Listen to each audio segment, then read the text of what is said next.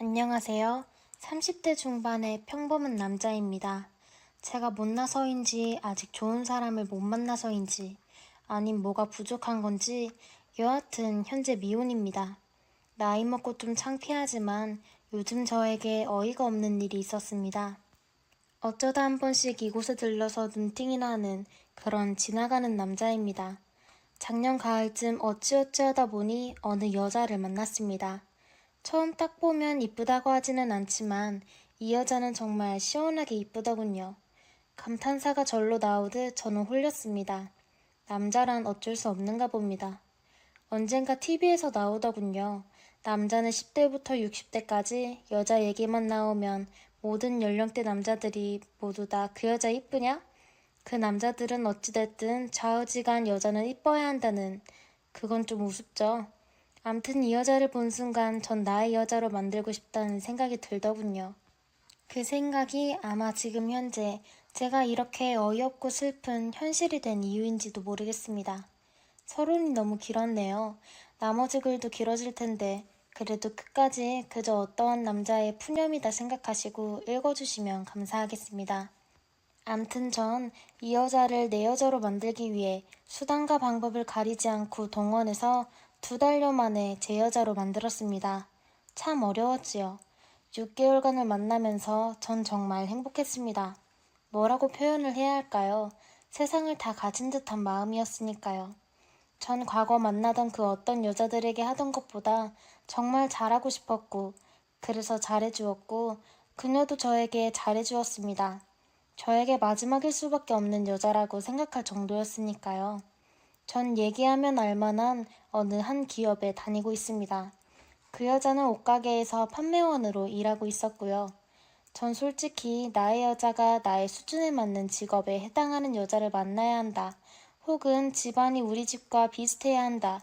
그런 사상을 가지고 있는 사람은 아닙니다. 그저 제가 사랑할 수 있고 죽을 때까지 내 여자다 할 수 있는 그런 상대라면 어떤 조건의 여자라도 좋다는 그런 주의입니다. 저는 부모님과 떨어져서 혼자 아파트에서 자취를 하고 있습니다. 저희 부모님은 타지에 계시고 남동생과 둘이 살고 있습니다. 우리는 연애하는 동안 저희 집에서 같이 살다시피 했습니다. 정말 행복했죠. 평생 느껴보지 못했던 행복한 생활을 느끼면서 좋았습니다. 이렇다 표현을 다하기 힘들 정도였으니까요.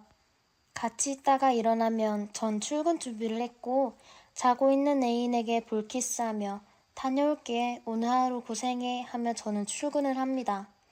A는 오전 11시쯤 옷가게로 출근을 합니다. 전 평소 5시, 7시에서 8시 무렵 오면 퇴근을 하죠.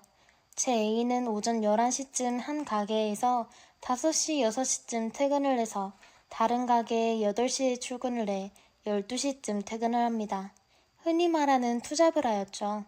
오전에 출근하는 가게는 제가 어딘지 알고 있습니다. 두 번째 출근하는 가게는 제가 모릅니다. 이 두 가게가 사장이 같습니다. 제 애인이 어릴 때부터 알았던 언니가 사장이거든요. 근데 오전에 출근하는 가게는 직원들만 돌리는 가게라서 굳이 그 사장님이 거의 없지만 오후에 출근하는 가게에는 언니가 진짜 운영도 하고 같이 있으니 제가 잠시라도 찾아오면 눈치가 보여서 그냥 가르쳐주기 싫다고 그러더군요. 그 언니라는 사람을 봐서 알기도 했었고 그렇게 제 애인이 저에게 거짓말을 하는 그런 건 아니었기에 그럴 수도 있겠구나 하고 그냥 그 가게에 대해 궁금했지만 더 이상 알려고 하지 않았습니다. 아무튼 제가 보통 퇴근을 하고 운동을 하고 집에 와서 TV도 보고 뭐 하고 하다 보면 12시 정도 무렵에 제 애인이 그 두 번째 가게에서 퇴근을 하고 저희 집으로 옵니다. 평일엔 그냥 저희 집으로 왔지요. 주말이면 주말이랍시고 놀러 다니고 회사에서 스트레스 받고 일하다가 운동으로도 풀리지 않은 그 스트레스가 저 애인 때문에 싹 사라질 정도였으니까요. 근데 언제부턴가 이상한 생각이 들더군요. 지금 생각해보면 하지 말아야 할 생각이었는지 아니면 조금이라도 빨리 생각해야 했던 건지 모르겠습니다만 그 두 번째 가게가 정말 궁금해지는 겁니다. 어쩌다 한번 제 애인에게 물어보면 조금 신경질적으로 알려고 하지 말라고 했었기에 더욱 궁금해지더라고요. 저는 하지 말아야 할 일을 하였습니다. 어느 날 회사에서 일찍 퇴근을 하고 애인의 첫 번째 가게 앞으로 갔습니다. 정해진 시간에 애인이 퇴근을 하더군요. 전 길 건너 차 안에 앉아서 지켜보다가 애인의 퇴근길 뒤를 밟았습니다. 제 애인은 자가용이 있습니다. 뒤를 따라가는데 애인이 가는 곳은 본인 집으로 가더군요. 애인 집 앞에서 1시간가량 있으니까 애인이 나오더군요. 옷도 갈아입고 화장도 더 업그레이드 되어 있고 그때부터 이상한 생각이 들더군요. 그래도 꿋꿋이 따라갔습니다. 알만한 동네로 가는 차를 뒤따라가며 저 혼잣말로 제발 제발 했습니다. 도로가에 주차를 하려고 내리는데 이러다 놓치겠다 싶어서 저도 근처에 얼른 차를 대고 뒤쫓아갔습니다. 애인이 어디로 가는지 조용히 따라가다 들어가는 건물을 보고 저는 세상이 무너지는 듯 했습니다. 그 건물 1층이 커피숍이고 2층이 태국 안마, 3층이 유흥주점입니다. 엘리베이터를 타는 걸 보니 2층, 3층 중에 한 군데를 간다는 얘기밖에 안 되겠죠. 멀리서 지켜보다 보니 정확히 몇 층으로 가는 것까지는 보지 못했습니다. 순간 느낀 감정이지만 그냥 그 정도 확인했으면 됐지 더 보기가 싫어지더군요. 술도 안 먹었는데 어질어질하고 세상이 무너지는 듯해서 전 그냥 집으로 왔고 슈퍼에서 소주를 사들고 집에서 마시기 시작하였고 별의별 생각을 하게 되었습니다.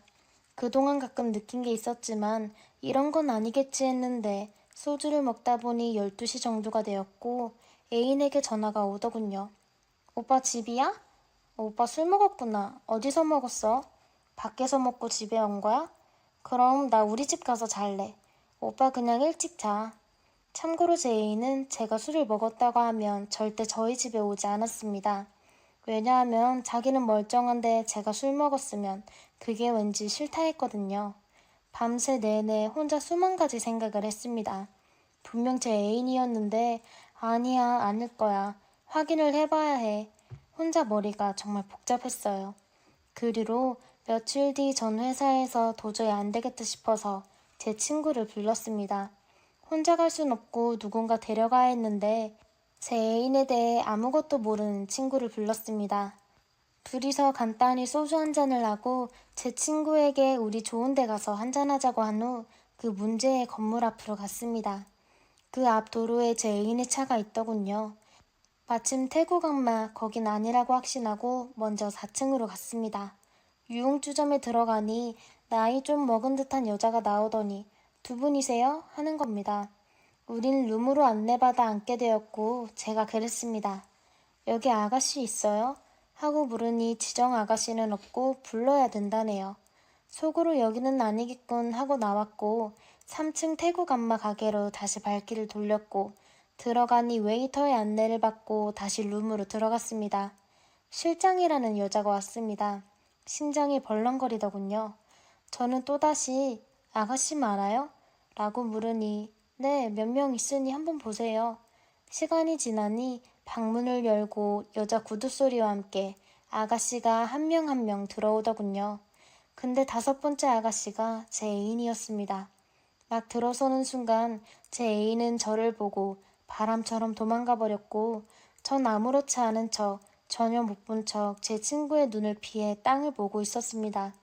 굳이 애인을 잡으려고 따라 나갈 수도 전화를 해볼 수도 아무것도 할 수 없었습니다. 제 친구는 아무것도 모르고 자기가 알아서 아가씨를 앉히고 술을 먹기 시작했습니다. 태어난 척 여느 때처럼 우리는 술을 마셨습니다. 저는 그날 죽지만 않을 만큼 술을 마신 것 같습니다. 제 기억엔 노래 부르다 술을 마시다 또 노래 부르다 술을 마시다 그런 반복의 기억밖에 나지 않습니다. 눈 뜨니 다음날 집이었고 엄청난 폭음에 회사에 출근을 할 수 없었고 하루 종일 괴로워서 살 수가 없었습니다. 휴대폰을 보니 제 애인은 저에게 전화 한 통 하지 않았고 그 순간 우리 이제 어떻게 되는 것일까 하는 생각이 들고 오만 가지 생각이 들더군요. 그날 늦은 시간 제가 애인에게 참지 못해 전화를 하였습니다. 전날 본 걸 모른 체 하려고 아무 말도 않고 평상시처럼 하려고 전화를 했습니다. 그런데 애인은 전화를 받지 않더군요. 그렇게 전화를 받지 않은 게 일주일째네요. 오늘은 수신 거부를 해놓았네요. 문자를 남기고 해도 답장 또한 없네요. 현재 저의 머릿속이 엄청 복잡합니다. 모르는 척도 할 수 없는 상황이 되어버렸고, 그렇다고 연락이 돼서 무슨 대화를 하고 있는 것도 아니었고, 그냥 넘어갈 수 있는 쉬운 문제도 아니고, 정말 뭐가 뭔지 모르겠습니다. 정말 사랑했었고, 지금도 사랑하고, 간이며 쓸개라도 다 떼주며 잘해줬고, 또한 저도 그만한 사랑을 받아왔었고, 그런데 지금 이 현실을 어찌해야 할까요? A는 현재 저를 완전히 차단하고 피하고 있습니다. 저 또한 대화를 해볼 마음으로 연락은 하루에도 몇백 번을 하고 집 앞으로도 찾아가 봤지만 만나지 못했습니다. 뭘 어찌해야 할까요? 서로 부모님들도 몇 번씩 뵈었고 결혼 직전까지 갔는데 이런 현실이 저희에게 닥치고 말았습니다. 정말 미치고 환장하겠습니다. 이런 상황을 어떻게 해야 할까요? 안녕하세요. 저는 40대 후반 여자입니다. 최근 저희 시어머님과 겪었던 일에 대해서 적어보려 합니다. 그동안 혼자 소가리를 했었는데 다 알고 계셨어요. 저는 결혼한 지 이제 20년 되었습니다. 큰애가 이번에 대학 시험을 봤거든요. 근데 들어가지 못했어요. 그래도 건강하고 모난 구석 없이 잘 자랐습니다. 남편은 52살이고 차남입니다. 시댁에는 아들만 둘이라 아주버님이 한 분이 계시는데요. 해외에서 지내서 자주 왕래는 없어요. 이젠 어느 정도 적응하면서 지냅니다. 아주버님은 결혼 후 몇 년 뒤 직장 때문에 외국으로 온 가족이 나가게 되었고요.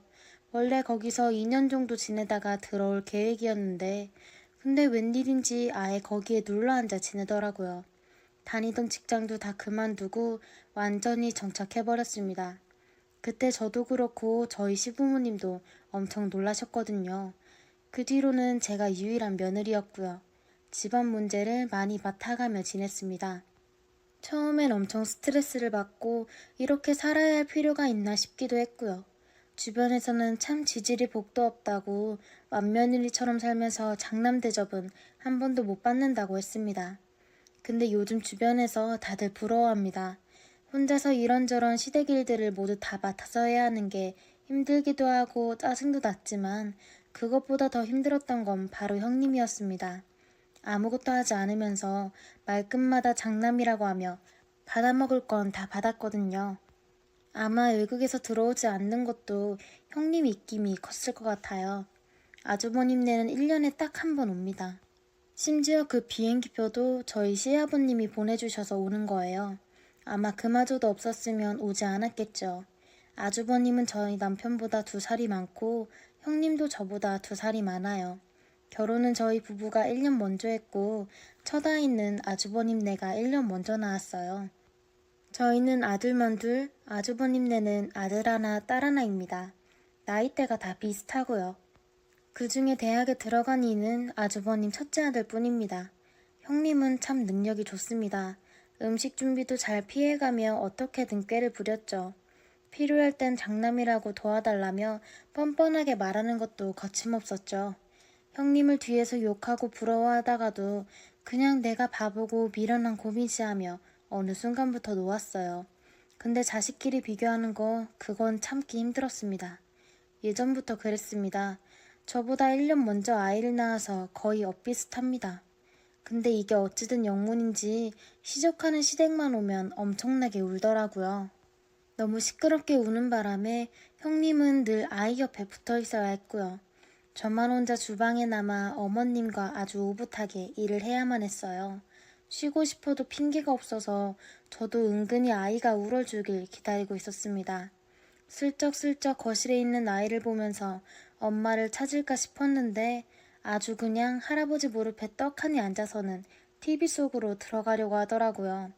저랑 눈도 마주치지 않고 세상 편안한 모습이었습니다. 그렇게 몇 번 아이랑 눈을 맞춰보려다가 실패하고 나중에 형님은 뭐하나 하고 방에 가보니 아이와 함께 늘어지게 자고 있더군요. 한숨만 나왔습니다. 그렇게 구정을 보내고 집에 돌아가려고 차에 타는데 형님이 그러더라고요. 우리 아들은 효자라서 엄마 일 많이 하지 말라고 우는 것도 잘한다 하더라고요. 아니 효자로 치면 할아버지 품에 안긴 제 아들이 더 효자지 무슨 소리인가 짜증이 났습니다. 저는 그때 일을 가슴에 담아두고 있었어요. 그리고 추석이 돼서 다시 시댁으로 가게 되었는데 이번에는 정말 작정하고 아이가 좋아하는 장난감을 갖고 가지 않았습니다. 이번엔 저도 낮잠 좀 자려고요. 그런데 바람이 통했는지 아이가 정말 엄청 울더군요. 그것도 밤에만 울었습니다. 낮에는 할아버지의 무릎에서 TV만 보다가 밤에 그렇게 울어댔어요. 우리 아들은 엄마가 쉬는 꼴을 못 보는구나 싶었네요. 너무 크게 울어서 도저히 집안에서 달래기 힘들었고 결국 아이를 안고 밖으로 나왔습니다. 추석 달이 크긴 하더라고요. 그때 우는 아이 안고 한참을 많이 울었습니다. 그러다가 시어머님이 밖에 나오셨어요. 엄청 무뚝뚝하게 앉았냐 하시며 아이를 달라고 하셨고요. 근데 저희 아이가 워낙에 효자라서 할머니 품에 안기자마자 세상 떠나갈 듯 울기 시작했습니다. 결국 다시 제가 안았고요. 그렇게 한참을 시어머님과 밖에 앉아 있었습니다. 제가 어머님께 먼저 들어가 주무시라고 해도 듣지 않으시고는 걱정돼서 잠이 오겠냐고 하시더군요. 그래서 제가 에이 어머님 저도 이제 아줌만데요 뭐 라고 이야기했는데 저를 쓱 보시더니 우리 손주가 걱정된다고 하시며 계속 제 옆에 계셨습니다. 그때 별다른 대화도 없었어요. 그냥 둘이 앉아서 서먹하게 달 구경하고 있었습니다. 그리고 아이가 슬슬 잠이 들어서 이제 들어가자고 말씀드렸고요. 그때 어머님이 내일은 늦게까지 좀 자라 하시면서 혼자 휙 하고 들어가셨고 저는 다음날 점심까지 잤습니다. 아무도 방에 못 들어가게 어머님이 막으셨다더군요. 그런 작은 사소한 일들 때문에 미칠 듯이 힘들다가도 웃게 되고 그렇게 하루하루가 지나갔습니다. 나중에는 그냥 이 집의 며느리는 나 혼자구나 생각했고요. 그렇게 10년이 더 지났어요. 그동안 저희 부부도 많이 바뀌었고 아이들도 참 많이 컸습니다. 제일 크게 바뀐 건 제 남편 직업이었어요. 남편은 3년 전에 퇴사하고 저는 5년 전에 퇴사해서 집에만 있었고요. 그렇게 저희 부부는 함께 음식점을 시작했습니다. 그리고는 많이 바뀌었습니다. 닭갈비집을 했는데 생각보다 많이 힘들었습니다. 그러다 나중에는 닭갈비 조리법을 배우자고 했고 아주 큰 금액을 주고 레시피를 사왔어요. 그리고 나니 장사가 좀 되는 것 같더라고요. 그래도 빚도 많고 살림이 여유 있지는 않았습니다. 잘 되면 괜찮을 거라 생각하며 지냈어요. 그러다 저희 주변에 비슷한 음식점들이 생기게 되고 아주 세련된 간판에 인테리어를 갖춘 곳들이 늘면서 손님이 줄어드는 바람에 마음고생이 심했습니다. 저희 아이들도 학교 마치고 나면 와서 일을 도왔고요. 어찌어찌 잘 버티고 있었는데 갑자기 시아버님이 쓰러지셨다고 시어머니께 급하게 연락이 왔습니다. 그 연락을 저에게 가장 먼저 하셨어요. 원래 저희 시어머님은 엄청 무뚝뚝하신 분이거든요. 평소에 말도 거의 없으시고 표현을 잘 안 하십니다. 오히려 시아버님이 더 여성스러우세요. 좋으면 좋다, 이쁘면 이쁘다 이런 이야기를 자주 하십니다. 근데 그런 어머님이 엄청 다급한 목소리로 저에게 아버님이 쓰러졌다고 하시며 지금 병원 가고 있다고 하시는 겁니다. 그래서 저도 하던 일 멈추고 곧바로 병원으로 달려갔습니다. 그때 정말 엄청 놀랐어요. 얼마나 심하게 놀랐냐면 제가 그날 병원에 어떻게 간 건지 기억이 없습니다. 버스를 탔는지 택시를 탄 건지 생각이 안 나더라고요. 그렇게 병원에 도착해서 아버님은 이런저런 검사를 받으셨고 혈압이 평소 좀 높으셨는데 최근에 약을 잘 안 드셨다고 하셨어요. 뭔가 큰 병인가 싶어서 엄청 걱정했습니다. 어머님은 제 손만 꼭 잡고 계셨습니다. 단 한 번도 놓지 않으시더라고요. 1시간 정도 지나서 일 때문에 나가 있던 남편이 헐레벌떡 왔고요. 근데 정말 다행히도 위쪽에 작은 문제가 생겨서 많이 어지러웠다고 하더라고요. 그렇게 치료도 받고 약도 받아서 다시 시댁으로 돌아왔습니다. 저는 시댁에 남기로 하고 남편은 가게로 돌아갔어요. 아버님도 아버님이지만 어머님이 이번에 엄청 놀라신 것 같았습니다. 계속 아버님 옆에만 계시더라고요. 아버님은 그런 어머님이 신경 쓰이셨는지 가끔씩 한번 쓰러져야겠다고 이래야 남편 대접을 받는다면서 농담도 하셨는데 어머님은 아무 말씀 안 하셨어요. 나중에는 좀 진정이 되셨는지 어머님도 이야기하셨네요. 혈압약통을 목에 걸고 다니게 해야겠다고 빨리 죽고 싶어서 안달이 났냐고 하시면서 다시 예전처럼 투닥투닥 하는 모습에 저도 좀 안심이 되어서 저녁 식사만 하고 다시 가게로 갔습니다. 근데 문제는 며칠 뒤에 형님이 귀국을 했더라고요. 아버님이 쓰러졌다는 소식을 듣고는 걱정됐는지 원래는 비행기표를 본인 돈으로 사는 걸 아까워하는 사람인데 갑자기 온다고 해서 저도 놀랬습니다. 귀국하자마자 시댁으로 가더니 함께 지내겠다고 하더라고요. 친정에는 가보지도 않고 바로 왔다고 아버님이 너무 걱정돼서 찾아왔다고 했습니다. 시아버님은 그 이야기를 듣고 엄청 좋아하셨고요. 저는 솔직히 그때도 탐탁지 않았습니다. 갑자기 와서 맏며느리인 척하는 게 너무 얌체 같아 보였거든요. 형님은 그렇게 시댁에서 며칠을 지내더라고요. 저도 오며 가며 뭘 어떻게 해야 하나 봤습니다. 저도 은근 신경이 쓰였고요. 근데 형님이 찾아오니 아버님이 슬슬 또 장남 이야기를 꺼내더라고요. 항상 말머리 아버님은 장남이라는 으로 시작합니다. 무슨 벼슬도 아니고 10년 넘게 들었어도 적응이 안 되더라고요. 시조카가 좋은 대학에 들어가게 되었다면서 집안의 자랑이라며 앞에 조미료처럼 한마디 딱 붙이더니 바로 본색을 드러내더라고요. 외국은 대학 학비가 아주 비싸다고 그래서 요즘 그 장남분께서 많이 힘드신다고 합니다. 결국 돈 때문에 비행기표에 투자해서 온 거더라고요.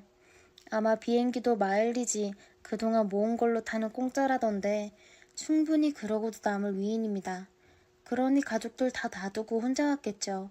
시아버님 앞에서 아이들 사진 앨범을 가져다 펼쳐놓고 이번에 합격한 대학은 어디에 있는 거고 누가 나왔고 한참을 설명하는데 그 모습이 좀 웃겨 보였습니다. 카탈로그 펼쳐놓고 물건 파는 사람 같았네요. 그래도 시아버님은 참 대견하고 기특하다면서 좋아하셨고요. 저희 아들 성적을 보면 이번에도 대학은 물 건너가서 어릴 때도 그랬고 지금도 참 도움이 안 되더라고요.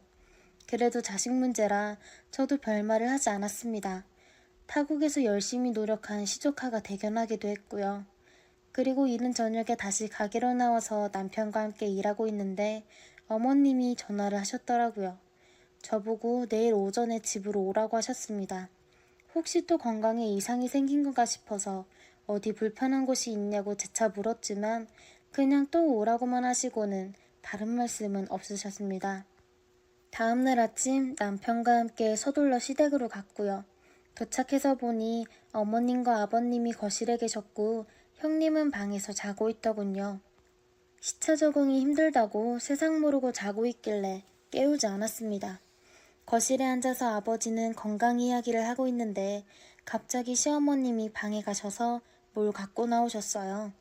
낡은 주머니를 들고 오시더니 제 앞에다가 툭 하고 놓으시는 겁니다. 그러면서 딱 한마디 하셨어요. 이번에 너희가 쓴 병원비 여기다가 넣었다 라고 하시며 다시 일어나시더니 그냥 주방으로 가셨어요. 그래서 제가 병원비 얼마 안 나왔다고 괜찮다고 말씀드렸는데 어머님은 니들이 돈이 어딨냐고 받으라고 하셨어요. 어머님과 제가 돈 이야기로 실랑이를 벌이고 있는데 엄청 초롱초롱한 눈빛으로 형님이 나왔습니다.